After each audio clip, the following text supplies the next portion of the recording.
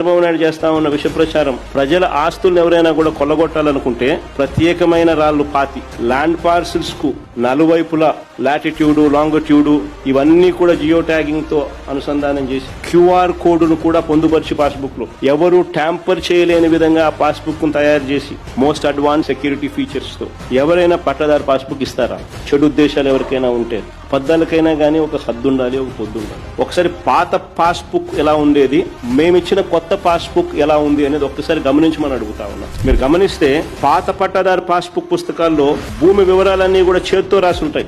పాత పుస్తకాల్లో ఎక్కడా కూడా మ్యాపులు లేవు. మేము వచ్చిన తర్వాత మా ప్రభుత్వం తీసుకొచ్చిన కొత్త పాస్బుక్ ఒకసారి చూడండి.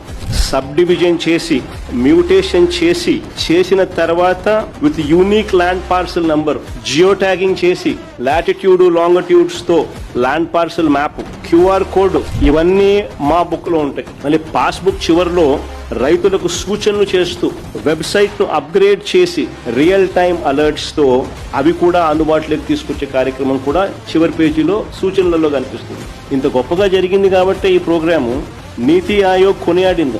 కేరళ, ఉత్తరాఖండ్ వంటి రాష్ట్రాలు వచ్చి ఇక్కడ జరుగుతా ఉన్న రీసర్వే మోడల్ ను అధ్యయనం చేసిపోయాయి. మహారాష్ట్ర వాళ్ళు ఇక్కడికి వచ్చి ప్రశంసలు కురిపించిపోయారు.